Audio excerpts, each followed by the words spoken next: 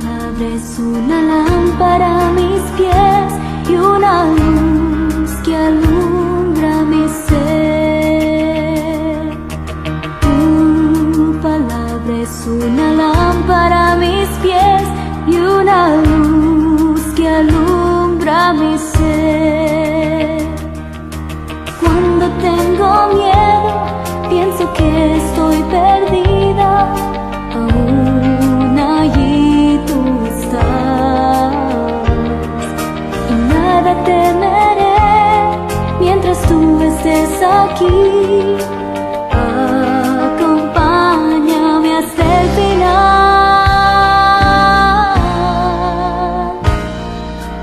Tu palabra es una lámpara a mis pies y una luz que alumbra mi ser. Tu palabra es una lámpara a mis pies y una luz que alumbra mi ser. A pesar de tu amor, a veces tengo dudas. Te ruego, Jesús, sé mi guía. A tu lado quiero andar y amarte hasta el fin. Por favor, perdóname.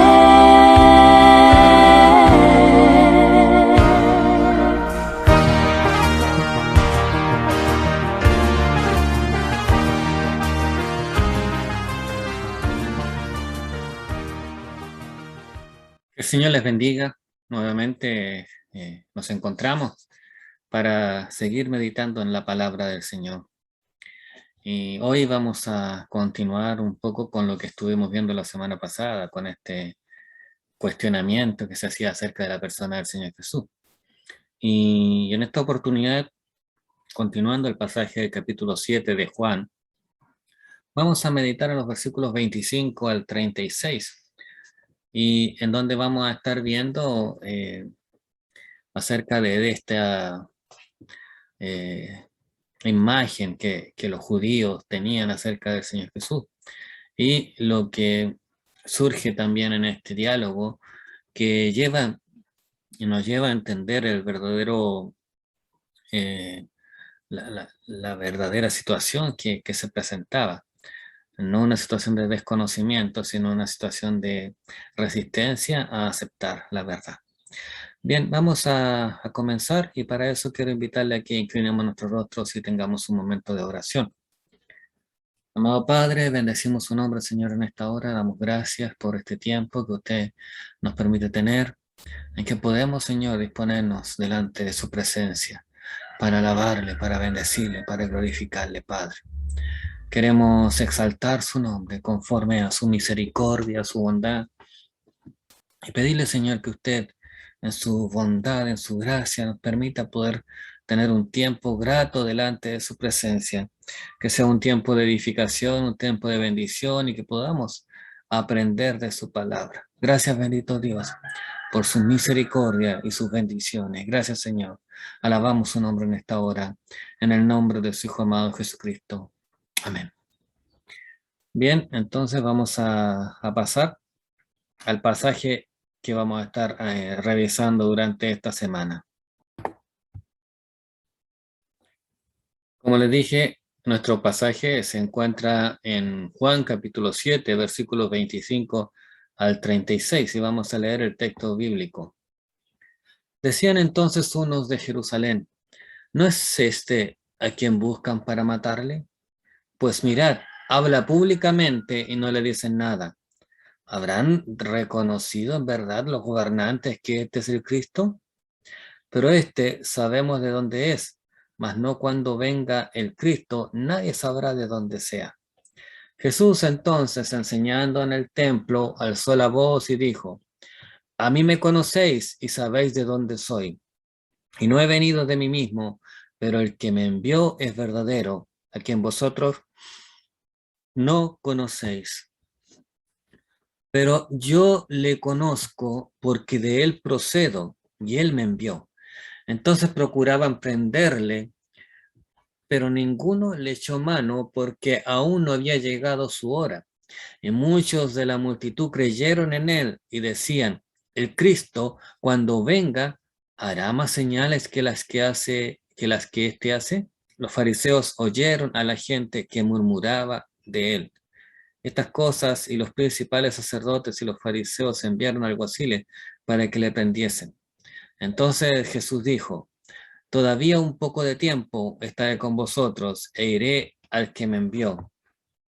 Me buscaréis y no me hallaréis, y a donde yo estaré, vosotros no podréis venir. Entonces los judíos dijeron entre sí, ¿a dónde se irá este, que no le hallemos? ¿Se irá a los dispersos entre los griegos y enseñará a los griegos? ¿Qué significa esto de que dijo, me buscaréis y no me hallaréis, y a donde yo estaré, vosotros no podréis venir? El debate acerca de quién es Jesús continúa a lo largo de todo este pasaje. Ya estuvimos viendo la semana pasada cómo estaba la duda de saber quién era el Señor Jesús, quién era Él. Y ahora surge esta posibilidad de, ¿será este el Cristo? Entonces, es una disputa, es un alegato que se mantiene durante este pasaje. Básicamente, el pasaje trata acerca de este diálogo, de llegar a entender quién es el Señor Jesús, quién es Él. Y eso se mantiene durante este pasaje. Comenzó tratando la cuestión del origen de Cristo. En Juan capítulo 7, versículos 25 al 31, se habla acerca del origen del Señor Jesús. Ellos conocían el origen humano de Él. Sabían que había venido de Belén, había nacido en Belén, que era hijo de María, de José, conocían a sus hermanos, conocían a su familia. Entonces, ellos estaban cuestionando el origen del Señor Jesús. No que no creían que había nacido en Belén o que era hijo de María y de José, sino que cuestionaban de que su origen fuera el origen del Cristo, el Mesías.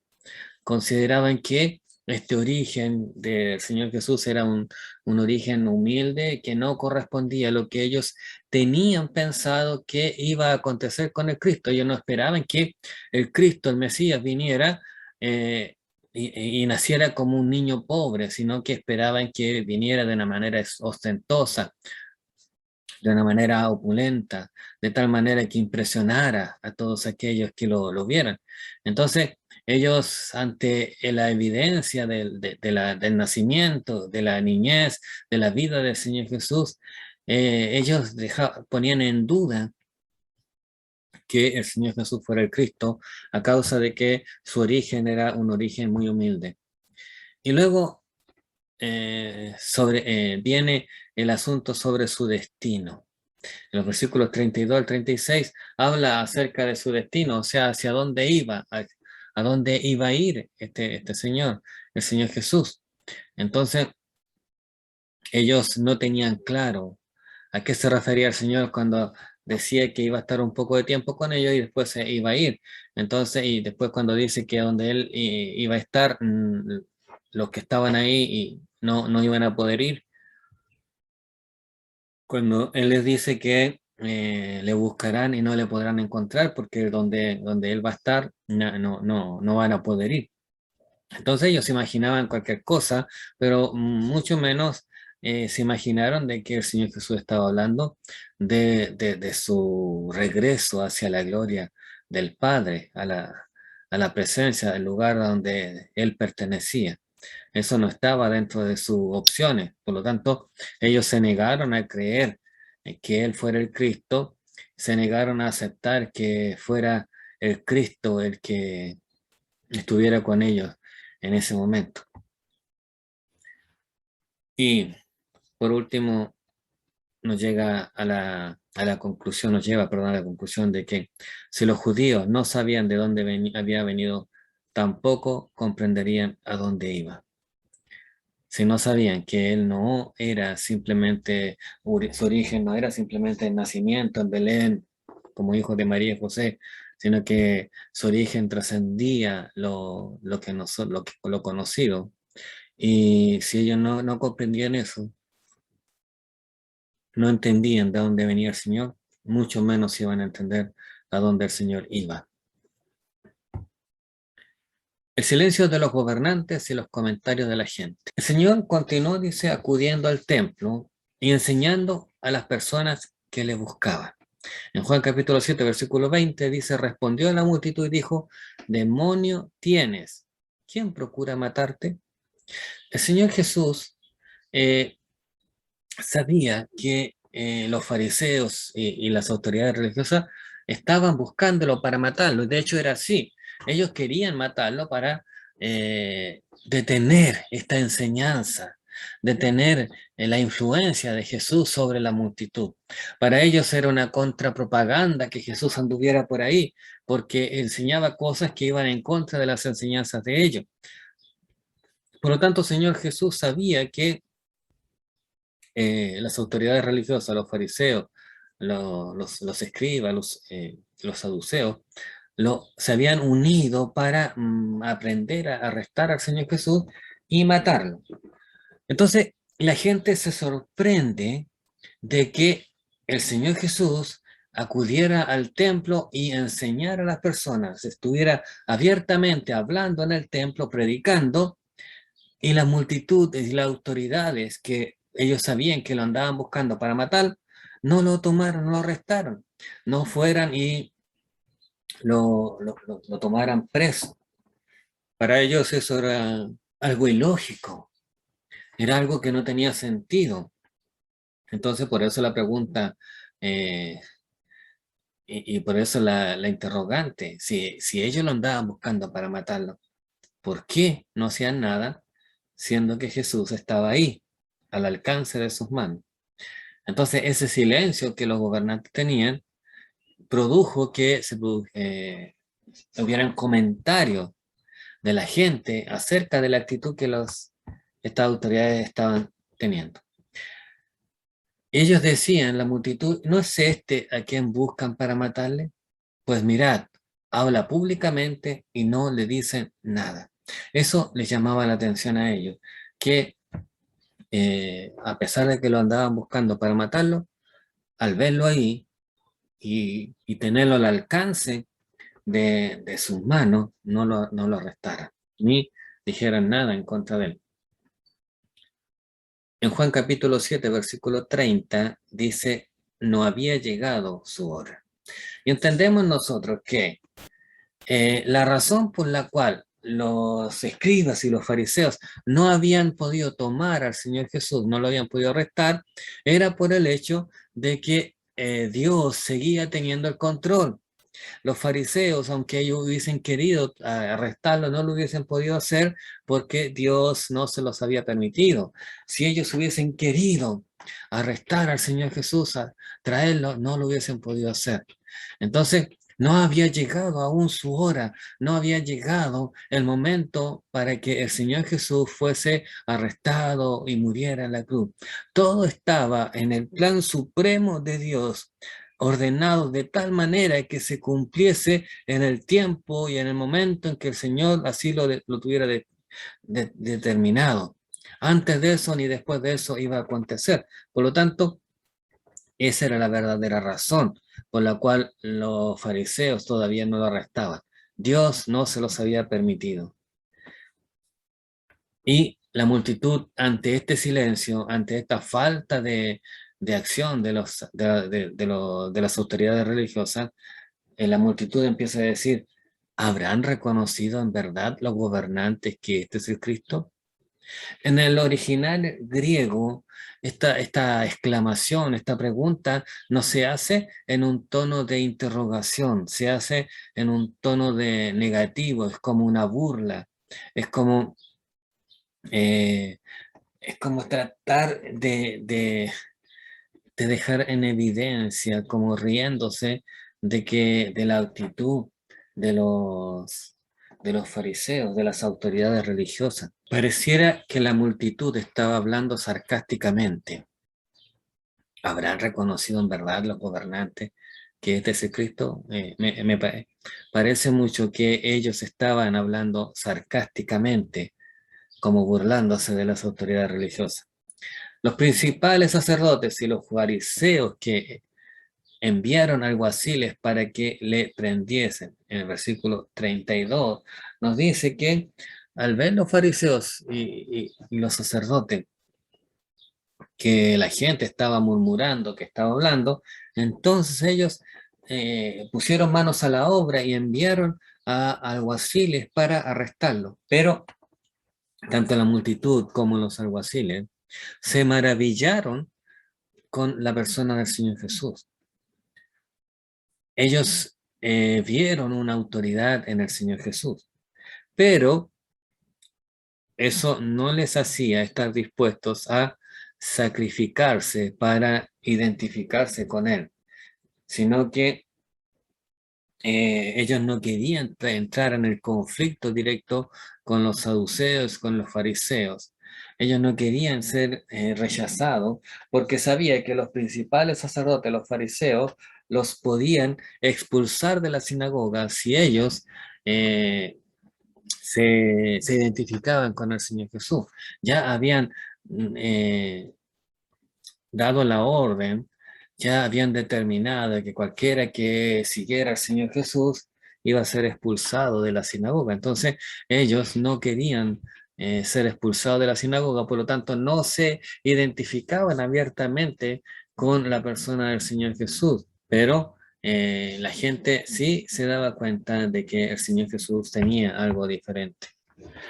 Hasta que las autoridades emitieran un veredicto favorable acerca de Jesús, no creerían en él.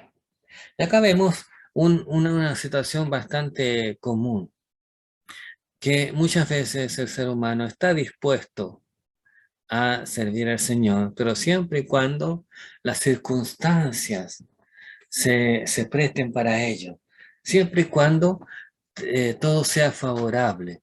Acá la multitud estaba esperando que los fariseos y los saduceos, de cierta manera, aceptaran al Señor Jesús y consideraran que era correcto, que era bueno, que la gente pudiese seguirle. Entonces recién ahí ellos estaban dispuestos a confesar al Señor o creer en el Señor. Y muchas veces el ser humano hoy en día hace lo mismo. No consideran el creer en el Señor Jesús, el tener al Señor Jesús como nuestro Señor, como una cosa extraordinaria, como algo que valga la pena aún de perder la vida si fuese necesario. Entonces la gente muchas veces se acerca al Evangelio como una religión y como tal ellos esperan solo los beneficios, pero no están dispuestos a asumir un compromiso. Eso pasa cuando el ser humano se acerca en sus fuerzas al Señor, cuando el ser humano se acerca a través de una religión, a través de la religión al Señor. No tiene la capacidad de poder obrar, de poder actuar conforme a la voluntad del Señor y reconocer esa autoridad del Señor Jesús y seguirle a pesar de todas las circunstancias y estar dispuesto aún a entregar su vida si fuese necesario por amor al Señor. En Juan capítulo 9, versículos 18 al 23 dice, pero los judíos no creían que él había sido ciego y que había recibido la vista hasta que llamaron a los padres del que había recibido la vista y le preguntaron diciendo, ¿es este vuestro hijo el que vosotros decís que nació ciego? ¿Cómo pues ve ahora? Sus padres respondieron y le dijeron, sabemos que este es nuestro hijo y que nació ciego, pero cómo ve ahora no lo sabemos. A quien le haya abierto los ojos, nosotros tampoco lo sabemos. ¿Edad tiene? Preguntadle a él. Él hablará por sí mismo. Esto dijeron sus padres porque tenían miedo de los judíos, por cuanto los judíos ya habían acordado que si alguno confesase que Jesús era el Mesías, fuera expulsado de la sinagoga. Por eso dijeron sus padres, ¿edad tiene? Preguntadle a él. La multitud, la gente no tenía miedo, tenía temor de identificarse con el Señor Jesús. Sabía las represalias que podían experimentar de parte de los saduceos, de los fariseos. Por lo tanto, ellos temían.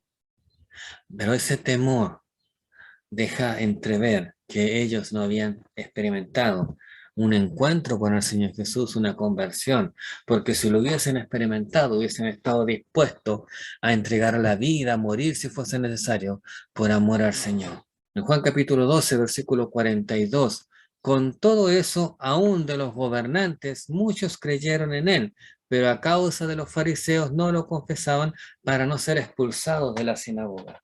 Incluso hubieron algunas autoridades, algunos de los grandes cargos que creyeron en el Señor Jesús, creyeron en lo que Él estaba hablando y estaba enseñando, pero no querían perder la estabilidad del trabajo, por lo tanto, preferían renegar de su fe a ser identificado con el Señor Jesús, a ser reconocido como un seguidor del Señor Jesús. En Juan capítulo 19, versículo 38 nos dice, después de todo esto, José de Arimatea, que era discípulo de Jesús, pero secretamente por miedo de los judíos, rogó a Pilato que le permitiese llevar el cuerpo de Jesús. Y Pilato se lo concedió. Entonces vino y se llevó el cuerpo de Jesús. Acá vemos que incluso José de Arimatea sentía este temor hacia los fariseos, hacia los saduceos, y no quiso tomar el cuerpo del Señor Jesús así como así, sino que pidió permiso, pero lo hizo en secreto, porque él precisamente sentía un temor hacia lo que le pudiesen hacer las autoridades religiosas de su tiempo.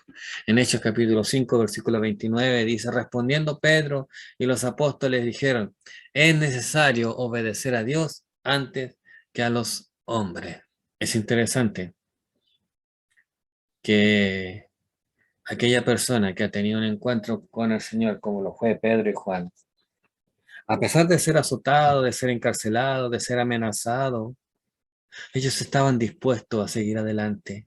Ellos estaban dispuestos a continuar predicando el Evangelio y no dejaron que esas situaciones, esas circunstancias los amedrentara, les hicieran perder la confianza, la dependencia en el Señor.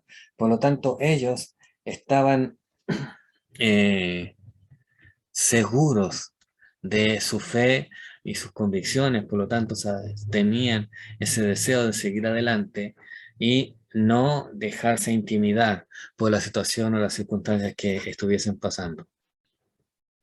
Los cobardes tendrán su parte en el lugar, en el lago que arde con fuego y azufre, que es la muerte segunda, Apocalipsis 21:8.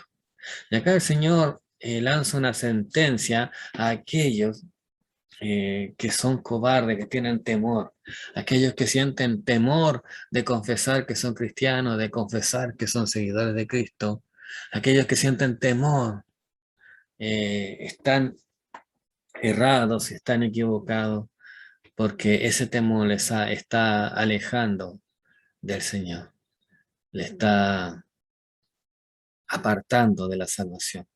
Por eso es que es necesario que nosotros hoy en día podamos identificarnos con el Señor, podamos adorarle con libertad y podamos identificarnos con la obra y ministerio del Señor Jesús.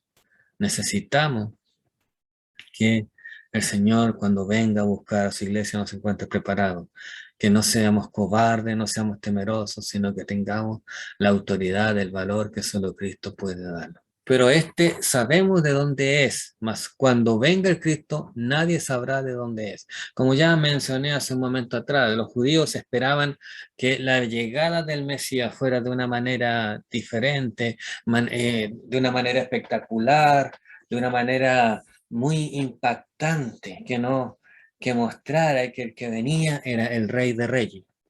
Pero sin embargo, ellos decían, nosotros sabemos de dónde es este no puede ser el Cristo, porque nosotros conocemos a su mamá, a su papá, a sus hermanos, conocimos su casa, donde vivió, lo que hacían, el oficio que desempeñaban, por lo tanto, no puede ser el Cristo, ¿por qué? Porque nosotros entendemos que el Cristo va a venir de otra manera. Y con esa mirada, con ese cuestionamiento, ellos jamás iban a poder conocer verdaderamente al Señor Jesús. Muchos judíos esperaban que el Mesías apareciera de repente como una figura celestial que vendría con todo el poder de Dios para ayudar a su pueblo y librarlo de sus enemigos. Recordemos que ya, como ya les mencioné hace semanas atrás, ellos estaban esperando a un líder político, alguien que los guiara a la victoria, que los guiara a vencer, a derrotar y poder recuperar su libertad. Por lo tanto, cuando se habla del Señor Jesús, ellos esperaban que el Señor Jesús fuese eh, alguien que se presentara de una manera espectacular. Hay dos cosas que debemos y que se cuestionó acerca del Señor Jesús. La primera tiene que ver con su origen. Entendemos que todos y muchos, mejor dicho, identificaban al Señor Jesús con Nazaret. Sabían y entendían que él había nacido allá. Por lo tanto, su origen era cuestionado, o sea, cuestionado de que con ese origen él fuese el Cristo. Cuestionaban que Jesús fuese el Cristo porque su origen no correspondía al origen que ellos estaban esperando. Lo otro también, la gente decía, este es Jesús, el profeta de Nazaret de Galilea. Y vimos también, eso lo dice Mateo 21:11 y en Juan 19:19, Pilato mandó a escribir en la cruz, encima puso un letrero que decía, Rey Jesús Nazareno, Rey de los judíos. Entonces, vemos que no era desconocido para nadie en la procedencia del Señor Jesús. También en Juan capítulo 1, versículo 46, nos dice la Biblia, Natanael le dijo, de Nazaret puede salir algo de bueno. Le dijo Felipe, ven y ve. Lo segundo que tenía que ver con su origen era que consideraban ellos que Belén no era una ciudad donde pudieran nacer el rey, el Señor, el Salvador, el Mesías, el Cristo. Nazaret o sea, Belén era una ciudad que no tenía la espectacularidad que se necesitaba para que naciera ahí el Rey de Reyes, Señor de Señores, que naciera ahí el que iba a salvar esta humanidad. En Juan 7:52 dice, respondieron y le dijeron, ¿eres tú también Galileo? Escudriña y ve que de Galilea nunca se ha levantado profeta. Los de Galilea eran para ellos inferiores, eran como gente de provincia. Por lo tanto, no los consideraban de primera clase, no los consideraban que fueran personas como de la clase a la cual ellos pertenecían, de la alta clase. Por lo tanto, para ellos que el Señor Jesús hubiese nacido en Belén, de Galilea, para ellos era algo negativo porque su nacimiento no correspondía al nacimiento del Mesías. Por lo tanto, puesto que conocían el origen humilde de Jesús, automáticamente concluyeron que no podía ser el Mesías esperado. Ellos vieron el origen de Jesús y en base al origen dudaron de que él fuese el Cristo, el Mesías.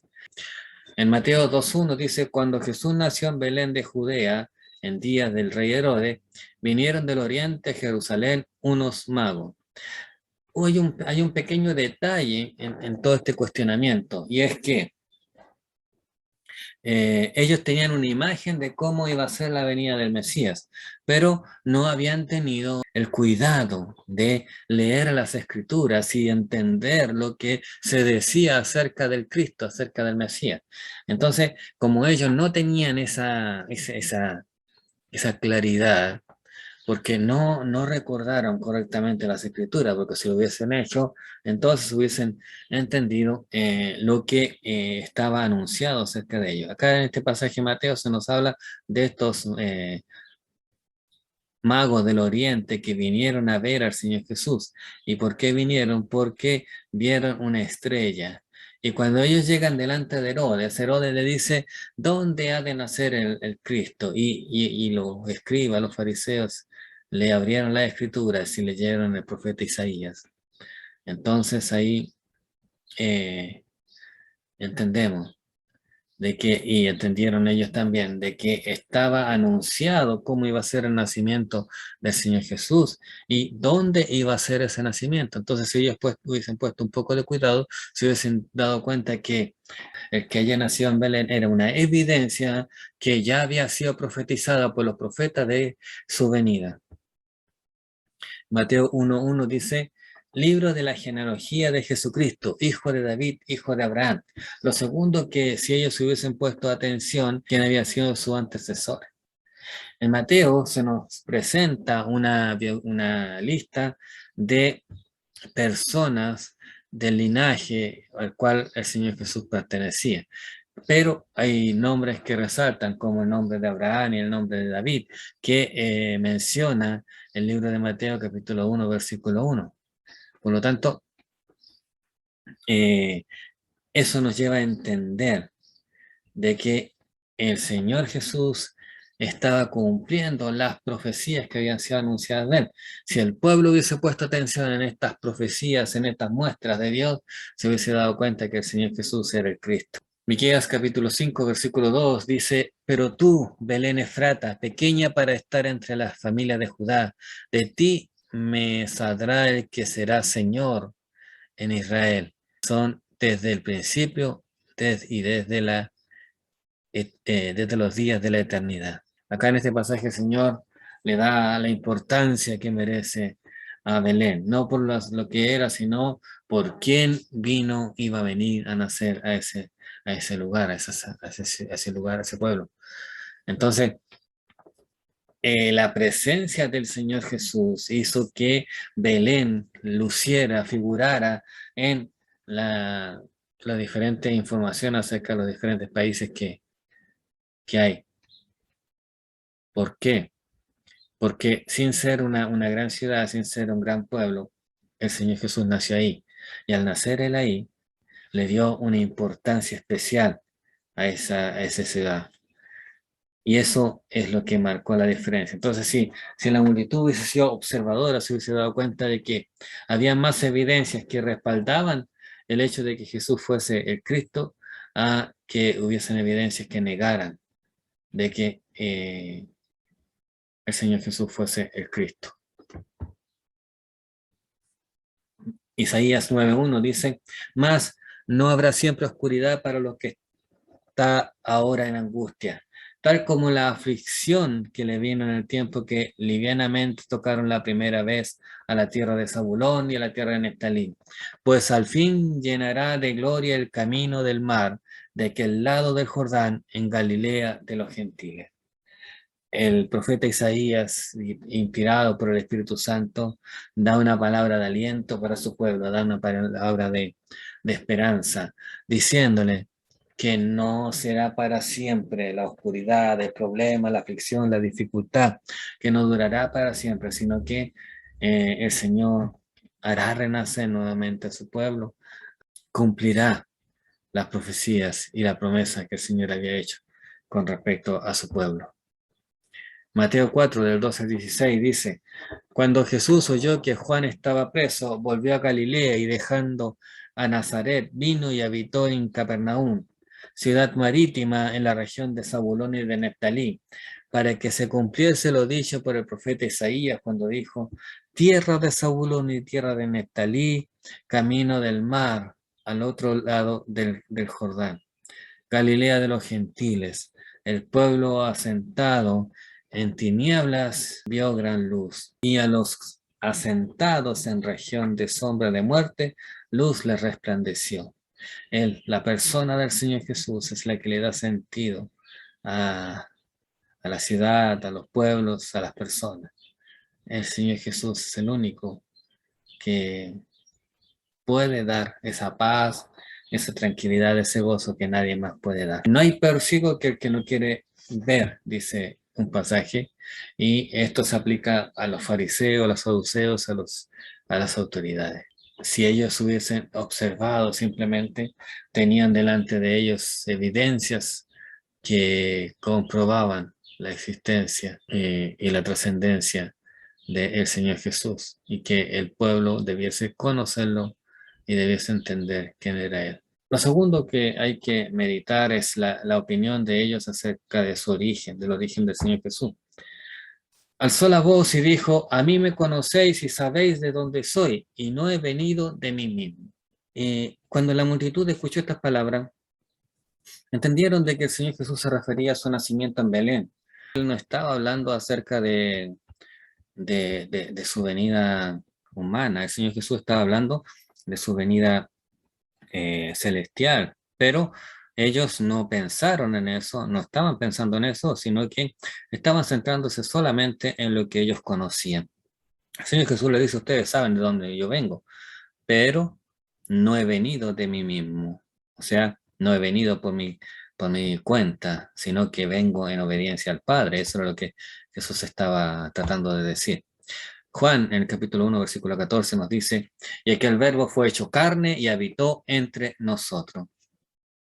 Dejando en claro el apóstol Juan de que de la deidad del Señor Jesús, de que Él venía de su lugar por derecho propio, del lugar del trono, cerca de donde estaba, en el trono del Señor. Y desde ahí Él se humilla para estar con nosotros.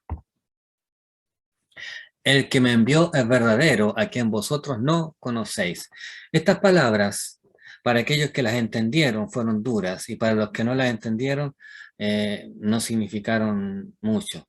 Pero claramente el Señor Jesús acá le está diciendo: el que me envió es verdadero. O sea, está afirmando de que el que le ha enviado a él es alguien en quien confiar, es alguien que no va a fallar, es alguien que verdaderamente va a actuar y actúa soberanamente.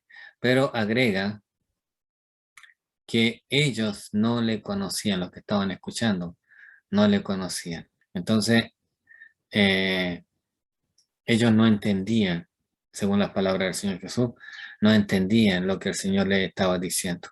No entendían de dónde el Señor había venido. Es cierto que eran muy religiosos, pero el Señor Jesús les está diciendo que no conocen a Dios, que no conocían a Dios. Decían servir a Dios, decían obedecer a Dios, pero con sus palabras, con sus acciones, ellos estaban diciendo que no conocían a Dios. Yo le conozco porque de Él procedo y Él me envió, les dijo el Señor Jesús, dejando entrever que lo que Él estaba diciendo era que todos aquellos que estaban a cargo de transmitir la palabra del Señor no conocían a Dios, por ende no podían hablar de la voluntad, de la verdad de Dios. Juan 14, del 7 al 11 dice: si me conocieseis, también a mi Padre conoceríais, y desde ahora le conocéis y le habéis visto. Felipe le dijo: Señor, muéstranos al Padre y nos basta. Jesús le dijo: ¿tanto tiempo hace que estoy con vosotros y no me has conocido? Felipe, el que me ha visto a mí, ha visto al Padre. ¿Cómo pues dices tú, muéstranos al Padre? ¿No crees que yo soy en el Padre y el Padre en mí?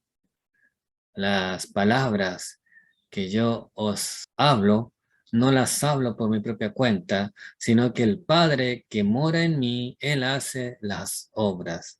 Creedme que yo soy en el Padre y el Padre en mí. De otra manera, creedme por las mismas obras. Acá el Señor Jesús está dejando en claro de que Él había sido enviado por el Padre y que el Padre estaba respaldando su vida, por eso todas las señales que había hecho, porque tenía el propósito de respaldar su vida y mostrar a la multitud lo errado de su actuar, de su pensamiento, de lo que estaban haciendo con y hacia la persona del Señor Jesús. Reacciones a la enseñanza de Jesús. A medida que iba entendiendo lo que Jesús afirmaba, empezaron a notarse reacciones contrapuestas. Y por un lado, muchos lo rechazaban y otros, por otro, creían en el Señor Jesús. Pero hay dos actitudes que se destacan en este pasaje. La primera es la hostilidad y el odio que había hacia el Señor Jesucristo. A los judíos les disgustó que los acusara de no conocer a Dios. Eso era muy grave y haberles acusado de eso era una falta grave. Pero aún les debió irritar mucho más que afirmara que solo él lo conocía. Así que nuevamente procuraban prenderle. Los fariseos entraron a sentir un rechazo, una hostilidad, un odio hacia el Señor Jesús, porque estas dos afirmaciones. Primero, porque dijo que ellos no conocían a Dios, y segundo, el Señor Jesús estaba afirmando que solo Él conocía al Padre. Entonces Él se estaba poniendo por sobre ellos, y ya de por sí ellos le estaban rechazando por el hecho de no someterse a la autoridad de ellos. Y no reconocerle a ellos como las autoridades religiosas. Entonces, eh, ellos estaban muy, muy enojados, muy molestos con el Señor Jesús porque había hecho estas dos afirmaciones que para ellos eran graves, pero el Señor Jesús había dado testimonio de que esto era así. Lucas capítulo 4, versículos 29 y 30 dice, y levantándose le echaron fuera de la ciudad y le llevaron hasta la cumbre del monte sobre el cual estaba edificada la ciudad de ellos para despeñarle, mas él pasó por en medio de ellos y se fue. Ya en otras oportunidades, estos fariseos, eh, estos escribas, estos saduceos, habían querido matar al Señor Jesús, pero no lo habían podido hacer. Y acá en Lucas 4, 29 al 30 se nos habla la oportunidad cuando el pueblo quiso tirar al Señor Jesús desde una gran altura. No lo pudieron hacer porque el Señor Jesús se puso en medio de ellos y se fue.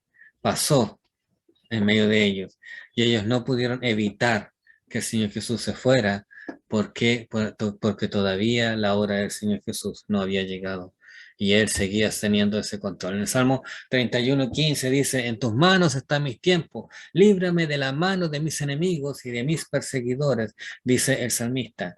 Y el Señor Jesús confiaba, y como el salmista confiaba en Dios y descansaba y sabía que Dios tenía el control de todo y que él había determinado la hora, el día y el momento en donde su hijo iba a ser sacrificado. Así que el Señor Jesús confiaba su vida en la voluntad del Padre. Muchos de la multitud creyeron en él. Algunos lo rechazaron, pero otros lo aceptaron al Señor Jesús. A algunos les produjo rechazo y odio, y a otros, en cambio, la intuición y la lógica les llevó a la conclusión de que Jesús tenía que ser el Mesías prometido, en base a las evidencias que ellos habían visto. Entendieron de que él tendría que ser el Mesías por todo lo que él hacía, por todas las evidencias que ellos habían visto. Reconocían que el Señor Jesús tenía que ser el Mesías. ¿Qué más podía hacer para demostrar que él era el Mesías? Había predicado, hecho milagros, resucitado muertos, había demostrado su poder, había demostrado su autoridad frente a los escribas, a los fariseos, a los saduceos. Él había demostrado que él era el Señor Jesús, que él era el Hijo de Dios. Pero sin embargo, el pueblo no le aceptó, no quiso aceptarle.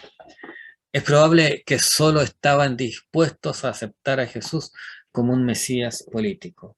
Recordemos que la imagen que ellos tenían eran de un libertador político que los iba a librar del yugo romano. Por lo tanto, para ellos esa era su expectativa, de que el Mesías iba a venir a librarlos de la esclavitud en la cual ellos se encontraban en ese momento. El Señor Jesús fue amado, pero también fue odiado grandemente. Los principales sacerdotes y los fariseos enviaron alguaciles para que le prendiesen. Los líderes de los fariseos se enfurecieron cuando vieron que muchos estaban creyendo en él, así que decidieron pasar a la acción.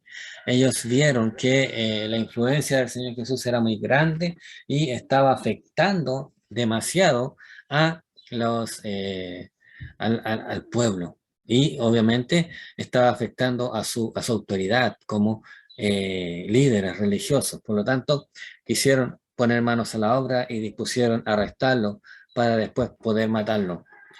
La situación era tan grave que decidieron unirse con los principales sacerdotes que eran de la secta de los saduceos, sus grandes adversarios religiosos. Y eso es algo interesante. Eh, los fariseos y los saduceos no se trataban entre sí, aunque ellos eran líderes religiosos, aunque tenían una autoridad, pero no se complementaban y de hecho se rechazaban. Pero era tal el odio y el rechazo que tenían hacia el Señor Jesús, que estuvieron dispuestos los fariseos a unirse a los saduceos para poder así en conjunto eliminar al Señor Jesús. Ya Pablo experimentó una oportunidad cuando fue encarcelado en Jerusalén, cuando entró al templo, enfrentó y fue testigo de la enemistad que había entre los fariseos y los saduceos. En Hechos 23, 6 y 8 dice, entonces Pablo, notando que una parte era de los saduceos y otra de los fariseos, alzó la voz en el concilio. Varones hermanos, yo soy fariseo, hijo de fariseo, acerca de la esperanza y la resurrección de los muertos se me juzga. Cuando dijo esto, se produjo disensión entre los fariseos y los saduceos, y la asamblea se dividió, porque los saduceos dicen que no hay resurrección, ni ángel, ni espíritu, pero los fariseos afirman estas cosas. Ahí está lo que les mencionaba en el Juan capítulo 7, versículo 30. Entonces procuraban prenderle, pero ninguno le echó mano porque aún no había llegado la hora. Y nuevamente se nos reitera esto, no había llegado aún la hora. Por eso nadie podía hacerle nada, nadie podía hacerle daño. ¿Por qué? Porque la hora aún no se había cumplido. Y aunque ya estaba determinado, pero tenía que cumplirse en el tiempo que el Señor lo dijera. Zacarías 13:7 nos dice, levántate, oh espada, contra el pastor y contra el hombre compañero mío, dice Jehová de los ejércitos. Y era el pastor y serán dispersas las ovejas, y haré volver mi mano contra los pequeñitos. Acá nuevamente vemos cuál era el plan de los saduceos con los fariseos. Ellos sabían que si ellos creían que si eliminaban al Señor Jesús, toda su enseñanza, todo lo que habían hecho, lo que había hecho, se iba a olvidar. Ellos contaban con que matando al pastor, los seguidores iban a ser dispersos. De cierta manera fue así cuando arrestaron al Señor Jesús, los discípulos se escondieron. Pero tiempo después, la autoridad con la cual fueron embestidos, la autoridad con la cual fueron llenos a través del Espíritu Santo, eso les dio valor para predicar y para no dejar de predicar jamás y nunca dudar en predicar la palabra del Señor.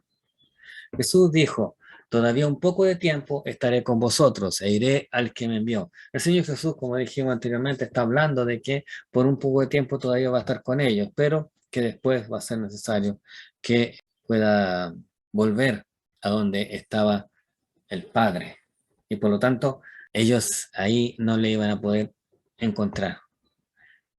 Lo que les dijo es que no era necesario que le arrestaran para que dejara de predicar la multitud, porque él mismo se marcharía en poco tiempo.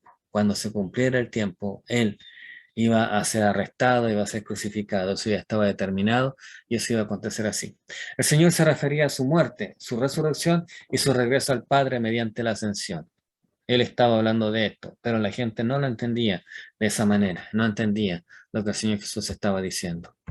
Me buscaréis y no me hallaréis, dice el Señor. Lo más probable es que el Señor estaba anunciando que una vez que le rechazaran a Él, aún así seguirían esperando en vano que viniera el Mesías. El Señor estaba dejando en claro que iba a llegar un momento en que toda persona iban a tener la necesidad de buscar a Dios, de buscar al Señor. 2 Corintios 6:2 dice, he aquí ahora el tiempo aceptable, he aquí ahora el día de salvación. El Señor está dando la oportunidad ahora. Como lo hizo en ese momento, lo está haciendo ahora. Es hoy el día de la oportunidad. Mañana puede ser tarde. Mañana no sabemos si vamos a estar vivos. No sabemos si mañana tendremos la posibilidad. Por eso que debemos aprovechar hoy que el Señor nos da esa oportunidad para reconocerle a Él como nuestro Salvador, como nuestro Señor, como el Cristo, como el dueño de nuestras vidas. Salmo 95, 7, 11 dice: si oyeres hoy su voz, no endurezcáis vuestro corazón como en Meriba, como en el desierto. Nunca me tentaron vuestros padres, donde me tentaron vuestros padres, me probaron y vinieron mis obras. Y vieron mis obras. 40 años estuve disgustado con la nación y dije: pueblo es que divaga de corazón y no han conocido mis caminos. Por tanto, juré en mi furor que no entrarían en el refugio. El salmista hace la invitación y menciona y dice: si oyeres hoy su voz, no endurezcáis vuestro corazón. Si verdaderamente pudiéramos analizar las evidencias, creeríamos por las evidencias, pero hay algo en el corazón, en nosotros, en el ser humano, que le impide poder reconocer al Señor, y eso lo está llevando a la condenación. Isaías 55:6: buscad a Jehová mientras puede ser hallado, llamadle en tanto que está cercano. Amós 8, 11, 12. Y aquí vienen días, dice Jehová el Señor, en los cuales enviaré hambre a la tierra, no hambre de pan ni sed de agua, sino de oír la palabra de Jehová. E irán errantes de mar a mar, desde el norte hasta el oriente, donde discurrirán buscando palabra de Jehová y no la hallarán. Acá el Señor anuncia un acontecimiento en donde habrá una necesidad latente, una gran necesidad por escuchar la palabra del Señor, pero no habrá quien les predique por la dureza de su corazón. A donde yo estaré, dice el Señor, vosotros no podréis venir.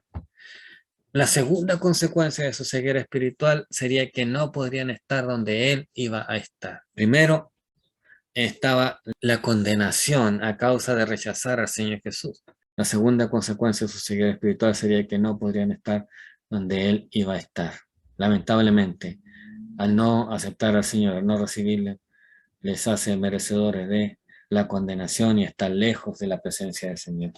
Ellos creyeron que iría a los judíos de la diáspora, y ese era un lugar a donde ellos no tenían ningún interés en ir. Consideraban que lo que Jesús estaba diciendo era que se iba a ir a los gentiles. De cierta manera, eso fue lo que pasó.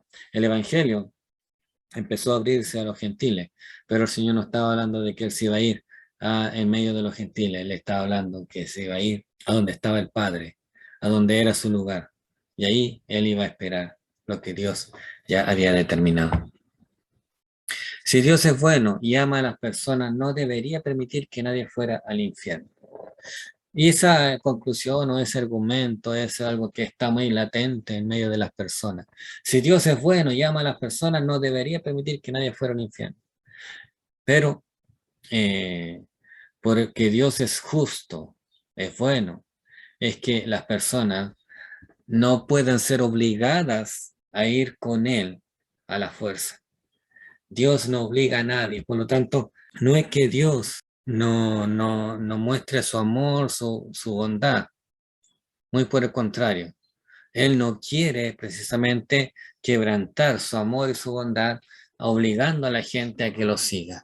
Él no los quiere llevar a la fuerza. Él solo pone el deseo en el corazón, pone las capacidades, pero está en nosotros el identificarse, el poder reconocer el camino, la decisión al Señor Jesús como nuestro Señor, como nuestro Salvador. ¿A dónde se irá este que no le hallemos?, se preguntaba la multitud. De cierta manera ellos no tenían idea, porque no habían logrado entender correctamente lo que el Señor había dicho. Ellos pensaron que el Señor se iba a ir a los gentiles, pero el Señor no estaba hablando de ello. En Éxodo capítulo 14, versículo 19 y 20 dice: el ángel de Dios que iba delante del campamento de Israel se apartó e iba en pos de ellos, y asimismo la columna de nube que iba delante de ellos se apartó y se puso a su espalda, e iba entre el campamento de los egipcios y el campamento de Israel, y era nube y tinieblas para aquellos, y en toda aquella noche nunca se acercaron los unos a los otros. El Señor estaba mostrando que Él era como esa nube, acompañando y guiando al pueblo a la voluntad del Señor, a la verdad. Él era como esa nube que estaba cuidando constantemente a su pueblo. En Isaías 6, 9, 10. Y dijo, anda y di a este pueblo, oíd bien y no entendáis. Ved por cierto, mas no comprendáis. Engruesa el corazón de este pueblo y agrava su oído y ciega sus ojos, para que no vea con sus ojos, ni oiga con sus oídos, ni su corazón entienda, ni se convierta y haya para él sanidad. En este pasaje se nos describe la condición de dureza, de rebeldía, de incredulidad que había en la gente, que era tal que les hacía imposible que ellos pudiesen reconocer el gran amor y la gran misericordia de Dios sobre sus vidas y cómo Él estaba mostrando esa misericordia en favor de nosotros. Algunas preguntas que quiero dejar. Uno, explique las diferentes reacciones de la gente ante la persona de Jesús que vemos en este pasaje. Analice cuáles podrían ser las razones por las que tomaron esas actitudes. Dos, los judíos dudaron de que Jesús pudiera ser el Mesías esperado por causa de su origen. ¿Cuáles eran sus objeciones? ¿En qué estaban equivocados? ¿Por qué dijo el Señor? Ese es 3, aunque tienen 4. ¿Por qué dijo el Señor que todavía estaría un poco de tiempo con ellos y que luego se iría al que le había enviado? ¿A dónde se refería? 4. Razones sobre la consecuencia que tendría para los judíos su rechazo del Mesías. Que el Señor les bendiga. Esto es lo que quería entregarles en este día. Que el Señor pueda guiar nuestras vidas, nos pueda ayudar. Muchas bendiciones. Y si Dios así lo permite, nos estaremos viendo la próxima semana. Mientras tanto, el Señor les bendiga. A tu lado quiero andar y amarte hasta el fin. Por favor, perdóname. Tu palabra es una lámpara a mis pies y una luz que alumbra mi ser.